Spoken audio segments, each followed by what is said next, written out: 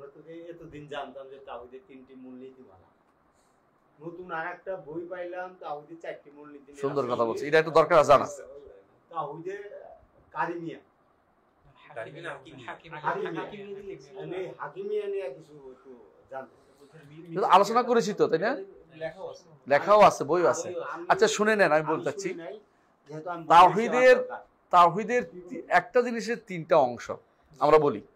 আমরা সাধারণত প্রকার বলি না, প্রকার হইলে আলাদা আলাদা হয়। ধরেন আপনি বলতে পারেন মোবাইল 3 প্রকার, কিন্তু একটা মোবাইলের 3টা অংশ। কথা বুঝেন কি? পার্থক্য কি বুঝেন তো?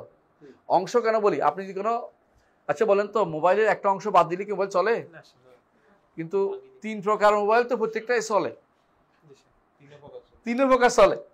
তো তাওহীদের 3 প্রকারের কথাটা আমরা সাধারণত বলি না। আমরা সাধারণত যতটুকু পারি শিক্ষা দিই 3টা অংশ। এবং কারণ আরবি ভাষাতে কোনো সমস্যা নেই। আরবি ভাষাতে বলা হয় যে, আরবি ভাষা যেটা বলা হয় যে আনোয়াউত তাওহীদ, নোর বলতে মানে 3টা বোঝায় না, 3টা ভাগে বোঝায়, 3টা অংশ বোঝায়, 3টা প্রকার বোঝায় না। পার্থক্য বুঝছেন কিনা? আরবিতে ঠিক আছে, বাংলাতে অনুবাদ করতে গিয়ে এটাকে তখন কি করেছে, তখন এটা প্রকার বানাই বলছে। এটা মনে রাখবেন, প্রথমে একটা জিনিসের 3টা প্রকার, যেন প্রত্যেকটা জিনিস কিন্তু এই জিনিসে থাকতে হয় এবং এক ডবল হইতে হয় না। খেয়াল করেন, মানে ডবল হইলে এটা অতিরিক্ত প্রকার সাব্যস্ত করা হয়। যখন হাকিমিয়া অর্থ কি? হুকুম দেওয়ার মালিককে আল্লাহ। হুকুমটা কার থেকে আসে? উপর থেকে আসে না? উপর থেকে আসছে না? তো হুকুম দেওয়াটা কি হবে? রুবুবিয়া। বুঝছেন কিনা? একটু দেখেন, আর একটু দেখেন। আচ্ছা দেখেন, হুকুম দেওয়ার আল্লাহর নাম হচ্ছে হাকাম। আল্লাহর নাম কি? হাকাম। এখন হাকাম নামটা অর্থ হচ্ছে হুকুম প্রদানকারী। বুঝছেন তো? তাহলে আল্লাহর আসমা ও সিফাতের মধ্যেও পড়ে যাচ্ছে এটা। হুকুম মানা কার কাজ? আমাদের কাজ। হুকুম মানাটা তখন কি? উলুহিয়া।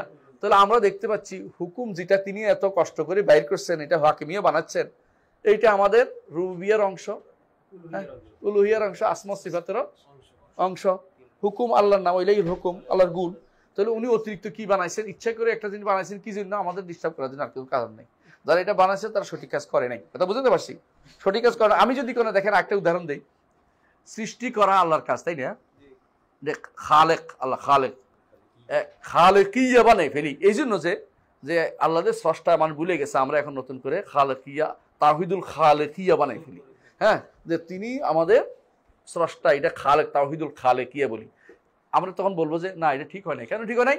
খালেক সৃষ্টি করা, তার উপর থেকে আসে। খালেক আল্লাহর একটা নাম এবং আমরা আল্লাহর সৃষ্ট।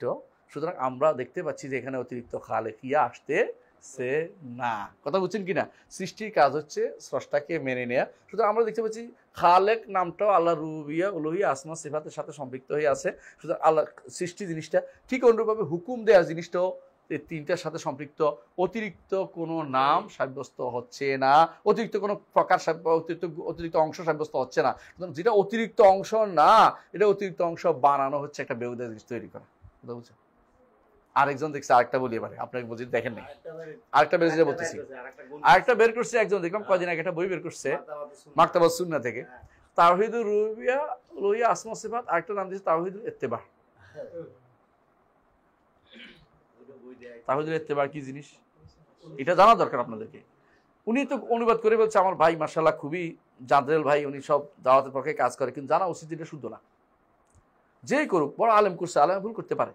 মাশায়েখুল হারামাইন কোনোদিন এটা করে নাই। উনি শেখ মোহাম্মদ আব্দুল্লাহ আল সাহাবী তিনি করেছেন। তিনি ইয়েমেনে থাকেন, হয়তো তো তাওহীদুল ইত্তেবা রাসূল যে করতে হবে এটার উপর গুরুত্ব দিয়েছেন। আচ্ছা বলেন তো, ইত্তেবা রাসূল কি তাওহীদের অংশ? এটা কিসের অংশ? রিসালাতের অংশ। তাহলে তিনি তাওহীদের অংশ নিয়ে আসছে কি জন্য এখানে? এটা ভুল ছিল। যে বলেছে তারা হয়তো বলে না এই জন্য যে তাওহীদের ইত্তেবার দিকে খেয়াল করছে, ইত্তেবার কথা, কিন্তু তাওহীদের অংশ হিসাবে আসবে না এটা। তারা তাওহীদের এই আনোয়াউত তাওহীদের ভিতরে যারা নিয়ে আসে, তাওহীদের যে অংশের ভিতরে যদি কোনো আমি ইত্তেবাটা নিয়ে আসি, এটা কখন ঠিক হবে না। তাওহীদের অংশের ভিতরে এটা আসে না, এটা কোনোভাবেই তাওহীদের অংশের ভিতরে আসবে না। এটা হচ্ছে মুহাম্মদুর রাসূলুল্লাহ বা ঈসা রুহুল্লাহ, আদম সফিউল্লাহ, ওনাদের প্রত্যেকের সাথে এটা আলাদা আলাদা জড়িত। তাওহীদের এই অংশটুকু অপরিবর্তনীয়।